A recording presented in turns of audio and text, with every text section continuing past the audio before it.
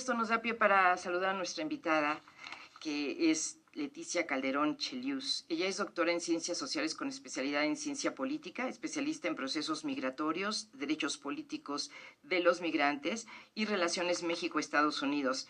Nos da mucho gusto tenerte en la línea. ¿Cómo estás, Leticia? Muy bien, ¿cómo están ustedes? Un saludo. Bien, todo bien por acá. Bueno, pues un tema que era, por supuesto, muy importante, fundamental de tocar aquí, que es Trump, por el recorte que hace a la financiación, como se traduce literalmente, entiendo, financiación federal para escuelas que promuevan la ideología radical de género. Pues queremos revisar contigo lo que implica todo esto, tanto a nivel, el impacto que va a ser en la educación, como también para los feminismos, decisiones como esta, Leticia, y te doy la palabra, por favor. Ay, gracias. Y mira que qué tema tan duro para saludarlas y para saludarles a todos. Y realmente el momento que estamos viviendo se da en Estados Unidos, pero bueno, Estados Unidos también ha tenido a lo largo de su historia posiciones muy de avanzada, muy progresistas, que han incluso innovado en el debate público internacional. Y desafortunadamente en este momento estamos en un escenario de una gran reacción frente a un avance que se esperaba y se pensaba como contundente, como digamos, una claridad de la humanidad frente a lo que tendría que irse adaptando a la realidad de la vida humana. El asunto acá es que la propuesta, y esto no es con Trump, yo también quiero aclararlo, porque de repente no es Trump y el enemigo número uno, y si no estuviera Trump, no, son proyectos ideológicos que están en la mesa puestas en un debate por el poder, por la visión de poder y de dominio que tienen los diferentes grupos, y en este caso Trump cristaliza ese grupo, a esa ideología, a ese sector, y bueno, pues han llegado al poder con el aval electoral, eso hay también que decirlo, quiere decir que la sociedad estadounidense abraza este tipo de cambios en términos primero de su sociedad, pero acuérdense que también Estados Unidos tiene una hegemonía cultural en el mundo, lo que le llamamos la McDonaldización cultural es un hecho. Nosotros tenemos como referente muchos de los valores y de los elementos que la sociedad estadounidense ha impulsado en el mundo a lo largo de por lo menos 50 años, ¿no? Después de la Segunda Guerra Mundial. En el caso concreto, hay cambios en la política que propone el grupo que llega al poder con Trump, que tienen que ver con efectivamente, específicamente un asunto que se llama Proyecto 2025. Y se habló de eso mucho en la campaña, pero la gente de manera deliberada y contundente decía, eso no es cierto, eso no va a pasar. Y una de las propuestas, bueno, una de las muchísimas propuestas, agárrense porque son muchísimas, pero tiene que ver con justamente atacar e ir directamente contra todo lo que sea ideología de género. No reconocer, ya lo dijo sin ningún rodeo, ya lo dijo Donald Trump, en este país solo hay hombres y mujeres y no hay ningún matiz ni ningún reconocimiento a la diversidad de otro tipo. Digo, eso es obvio que él lo podrá decir en su casa o en sí mismo, pero el asunto es cómo se transmite esto a un nivel legal que puede darse, y en ese sentido, pues no es que puede prohibir, vaya, no es que puede evitar, pero sí puede prohibir, por ejemplo, cuestiones de avanzada como que se habían logrado. Fíjense, cosas tan contundentes como reconocer legalmente asuntos donde uno se adscribe a un género u otro. ¿Me entienden? Una serie de cosas que se veían ya como, bueno, este es un reconocimiento que permite que todo un sector de la población excluido de la vida pública pudiera estar presente sin ningún tapujo. Ahora, en el caso de lo que se declara apenas ayer, antier incluso, y ayer ya hubo un debate muy fuerte, es que se cortan los fondos federales, ojo, porque ahí vienen las consecuencias, no nada más es el discurso, sino se cortan los fondos federales para todo tipo de ayuda que tenga que ver, no solo en este caso que tú lo mencionabas, con, digamos, todos los apoyos y seguimiento a la diversidad sexual, sino también apoyos inclusive de desayunos escolares, de apoyos que tienen que ver con problemáticas de suicidio en jóvenes o niños, niñas y adolescentes, sino lo que tenemos aquí es que al cortar todo eso es como si eso no existe o es problema de ellos mismos, son problemas que no tienen que ver con el entorno social, no hay ninguna necesidad de atender y dar un seguimiento desde el propio Estado. Entonces, es la idea de desmantelar el Estado Trump no mintió, ¿eh? También quiero decirlo. Trump no mintió y se lo dijo de manera repetida a sus electores y lo mencionaba y lo aplaudían como lo han aplaudido, aunque ahora ya empiezan a salir pues detractores o gente que dice, ay, yo no creí que iba a hacerlo, yo nada más pensé que iba a ser mejor a América, mejor que cuando nunca fue mejor, ¿no? O sea, una cosa muy, que ahí podríamos entrar también en un plano psicológico. Entonces, el escenario sí es muy difícil y también, y creo que esto es el punto, porque fortalece todo un discurso internacional, y vamos a dejarlo en nuestra región, en la cual se desconocen un tipo de luchas sociales, de avances significativos, que al final de cuentas simplemente son el reconocimiento y la inclusión de la realidad y de lo que, si no me pasa, no me ocurre, no lo vivo yo, no tendría por qué importarme, y lo que estamos viendo es que este grupo pues lo que pretende es justamente imponer su propia ideología. Insisto, no es que sea Trump y los chicos malos, no,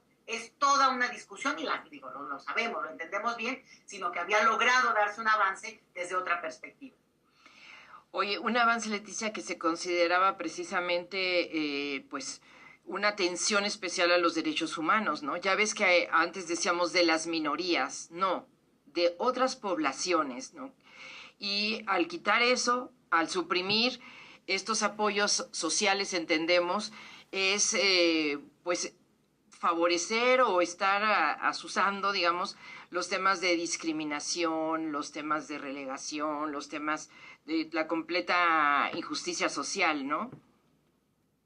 Fíjate que sí, porque el problema es que una cosa es el discurso, decirlo, lo dijo, por eso digo, no miente, no mintió. Sí. E incluso lo cuestionaban mucho, oigan, es que ustedes quieren regresar a una lógica de una visión muy conservadora, que bueno, vaya, insisto, es una política, sí. Pero que de ahí a pasar a dos elementos, legalmente prohibirlo, o sea, prohibir el reconocimiento de cualquier diversidad sexual, legalmente hablando, ya no digo en el discurso, que podría ser un nivel, y después, con consecuencias, estamos hablando en menos de 10 días de la toma de poder de Trump, de consecuencias tipo no otorgar fondos que apoyan, reconocen, dan seguimiento e incluso educan en tantos temas, ¿no? No solamente me refiero ahora a la diversidad sexual, sino también a una serie de temas pues, que tienen que ver con, bueno, la migración,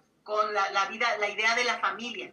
Esta idea de la familia, que nunca lo ha sido, que digamos, se ha avanzado en términos educativos a entender que la familia siempre ha tenido una diversidad, siempre ha tenido esta incorporación digamos, que se extiende más allá de a veces el supuesto núcleo muy elemental, que no lo es, porque hay esa diversidad de familias, y familias son los afectos, son digamos, las elecciones que uno hace en la vida, y en ese sentido, desconocerlo, bueno, ok, si a ti no te gusta, ese es tu problema, pero de ahí a prohibirlo legalmente, o avanzar en eliminar eso de los avances legales, por ejemplo, voy a dar cuestiones que lo explican. Si yo no reconozco esa diversidad de familia, pues también no podría reconocer la legitimidad de la herencia de alguien que fue pareja por mucho tiempo de otra, y que de repente resulta que eso no es un matrimonio legítimo, ¿no? Y entonces se despoja, como ha ocurrido durante toda la historia, y justamente se había avanzado en ese sentido. Digo, Estados Unidos. Sí. Ahora sí que en México estamos en otra cosa, en otro momento, y al contrario. Pero lo que pasa con esto es que el impacto de Estados Unidos nos obliga a ponernos realmente en vanguardia y realmente decir, los derechos no son dados para siempre, hay que estarlos permanentemente luchando y educando, sí, explicando por qué esto importa. Porque al final de cuentas yo siempre les decía, bueno, a ver, si tú no tienes cierta inclinación, cierta decisión de vida en términos de tu sexualidad, ¿qué te importa que la otra persona lo tenga? O sea, es esta cosa casi del que está en la ventana en el pueblo viendo a ver cómo se comportan los demás, cuando en realidad justo de lo que se trata es, pues, siglo XXI, ¿no? Pues no, estamos en una pugna muy feroz respecto, tú dices, la familia tradicional, los estadounidenses son todo, menos la idea de la familia tradicional. Suelen ser grupos, digo, es su derecho y su cultura, pero donde pues por razones individuales y de sus propios valores, se disgregan a muy corta edad de los hijos, o se hacen independientes, tienen otros beneficios, pero suelen hacerse, tienen una diversidad geográfica, se mueven mucho a largos lugares, y entonces esta comunidad permanente, que tiene sus patologías también, tampoco vamos a edificar aquí a la familia, digamos, conservadora de otro perfil, pero tampoco que nos vengan a decir que son el modelo a seguir, porque no lo son, y menos aún en un cambio demográfico tan profundo como el que está viviendo el mundo, y una sociedad tan envejecida como la estadounidense, que solo es y solo se mantiene, digamos, con un reemplazo generacional y rejuveneciéndose por la migración. Si la migración son una sociedad perfil Europa, envejecida, poquito menos envejecida, pero también ya profundamente envejecida. Leticia Calderón Chelius, bueno, todo lo que nos dices da para de verdad hacer toda una pausa en cada uno de los temas y subtemas. Y les recuerdo a la audiencia, nuestra invitada Leticia Calderón Chelius es doctora en Ciencias Sociales con especialidad en Ciencia Política, especialista precisamente en políticos o en procesos migratorios, derechos políticos de migrantes y relaciones México-Estados Unidos. Sí, yo creo que los ideales, pues nadie los cubre, pero ellos en esta familia, no sé, de cornflakes, uy, eso ya fue en los años 50, yo creo, ¿verdad? Cuando pensábamos que así vivían casi en esta unidad y en estos espacios así llenos de armonía y que las series nos los vendían así. Ellos han hecho también muchos cambios y para esta situación educativa, en estas escuelas, en estos lugares donde se daba pues una educación abierta, amplia, en derechos humanos, en lo que significaban las diversidades y el respeto. ¿Qué puede pasar? ¿Crees que puedan conseguir patrocinadores o nuevas formas de financiación, o todo esto sí se va al traste y el retroceso es brutal? No, yo creo que también en ese sentido hay que darles crédito y mérito a la que se ha postulado como una democracia avanzada, lo es, digo, obviamente es un país que yo también siempre digo, por más que nosotros tenemos un sentimiento inspirado realmente en la defensa de nuestra nación en función de Estados Unidos, porque ese tiene mucho que ver con el origen de la nación mexicana en su momento, el asedio de las potencias y en su momento la guerra con Estados Unidos en el siglo XIX. Entonces, eso está en nuestro ADN y por eso siempre brinca. Mientras no sea chauvinista, a mí el rollo del nacionalismo me parece muy poético, en tanto orgullo, dignidad, perfecto. Claro. Pero reconozco también una diversidad y mucha admiración de esa sociedad estadounidense creativa. Bueno, estos avances tienen que ver con eso. La lucha de las mujeres, sobre todo después de la Segunda Guerra Mundial, en que se habían incorporado al mercado laboral y como grupo social deciden no volver a ese esquema en que los habían mantenido, justamente da pie a toda esa producción fílmica, inclusive, ¿no? De Doris Day, no se van a acordar algunos, pero tampoco es que me tocó directamente, pero es toda esta producción de esa familia tradicional, muy clase media, ese mensaje de ese Estados Unidos en el cual pues el mundo se ve reflejado porque lo logran hacer a través de Hollywood, sobre todo, sí. El soft power famoso, ¿no? Sí. Pero el impacto que tiene esto en la liberalización sexual de las mujeres, de las diversidades, es muy importante junto con los derechos civiles de las minorías, los afrodescendientes, los mexicanos, el movimiento chicano, en fin, es realmente un momento muy importante que, ojo, ahí se quedó. No avanzó en el sentido de lo que postulaba. Obviamente, siempre se ha dado avances, pero en este momento lo que tenemos que esperar a ver, sobre todo, y para muchas cosas, es que hoy la oposición, digamos, que perdió en Estados Unidos, pues está de capa caída. La verdad, lo que yo leo, lo que yo sigo, hay un momento de mucha desilusión, muy impactados por pensar de qué manera ganó Donald Trump. Efectivamente, también tenemos que reconocer eso. Esa sociedad, a través del voto libre, secreto, lo que hizo es postular esto que estamos viendo, están a favor de esto. Y si hoy dicen que no lo están, bueno, pues también sería pensar que son un poco, digamos, no quiero denigrarlos porque sería muy feo eso. Pero lo que vamos a ver es esa oposición poco a poco reconstituyéndose porque han dado la lucha histórica durante décadas y por tanto, y claro, han jalado y han venido. Estados Unidos ya estaba y está de hecho en un clima muy adverso en el sentido de los grandes momentos, porque incluso, y esto también hay que decirlo, el Partido Demócrata postulando en su momento a Kamala Harris, porque no se quería ir Biden hasta que, bueno, casi que tuvo que reconocer que era importantísimo, le da poco tiempo a ella, pero tampoco es que ella, que bueno, a mí me caía bien y lo que ustedes quieran, pero así como para platicar, pero efectivamente no representan modelos políticos distintos. Con una visión más liberal, obviamente no estaríamos viendo todo esto de esta manera, pero en términos estructurales no hay una diferencia entre republicanos y demócratas respecto a su visión, por ejemplo, de ser, digamos, el país ejemplo del mundo y el que tiene que decir, ordenar y meterse. ¿Quién está y quién estuvo metido en Ucrania? ¿No? Biden.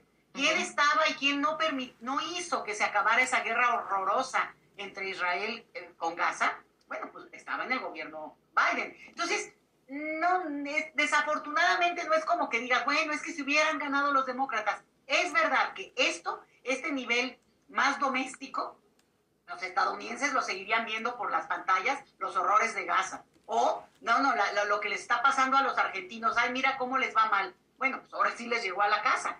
Esa es la desgracia para ellos y por tanto es probable que pasado un momento incluso esto lleve a una reconsideración de lo que ellos mismos, la oposición más pensante, digamos, más de avanzada que la hay. Yo nunca digo que hay izquierda en Estados Unidos porque no lo creo, pero sí me parece que hay todo un sector, bueno, grandes intelectuales, que digo, son los que, las referencias, las citas que nosotros tenemos, pues van a dar una, digamos, lectura que permita poner cosas en la mesa y contrastar en algo que es muy importante en Estados Unidos, el marco legal. En términos legales ya han parado algunas de las propuestas de Donald Trump porque son claramente anticonstitucionales. Pero esto puede seguir avanzando en otro nivel de juicios hasta que llegue a la Suprema Corte. Algunos dicen sí, pero en la Suprema Corte tiene mayoría los republicanos y sobre todo Donald Trump. Pero hay un debate, ¿no? Hay un debate fuerte. No es una sociedad que tampoco, vaya, a mí no me gusta eso de que es que sea la dictadura. No, bueno, si no, ya ya vámonos, ¿no? Esto no es así, sino justamente creo que va a haber un resultado interesante en términos del debate cuando logre darse de manera más amplia, porque lo hay en círculos. Y ojo con un detalle, en 2 años son las elecciones intermedias en Estados Unidos. Y ahí, la vez pasada que Donald Trump era presidente, él perdió la mayoría que tenía en la Cámara, en el Congreso. Entonces, esperemos. Hay momentos. Yo creo que ahorita uno de llegar como con barredor, muy al estilo argentino, pero nada más que con estos con dinero, esa es la diferencia, ¿no? En Argentina es insostenible en términos del recurso con el que cuenta el Estado, pero acá ellos tienen recursos. De acuerdo. Leticia, pues sí, creo que es muy bueno seguirlo platicando y saber también cómo afecta a las personas que ya están unidas, así como tú dices, ya las mujeres que están unidas en matrimonios que estaban reconocidos. No sé si en ese momento ya también se caen esas situaciones de los que ya están casados y casadas en matrimonios monoparentales. Entonces eso, pues si te parece, hablaremos próximamente para conocer estos impactos. Pues por lo pronto... para darle seguimiento, ¿no? Sí, para irle dando seguimiento. Me parece muy bien y vamos a agradecerte muchísimo este tiempo para hacer mucho más que 2 aquí con nosotras, con todo el equipo y gracias Leticia Calderón Chelius. Hasta luego, buenos días a todos. Abrazo.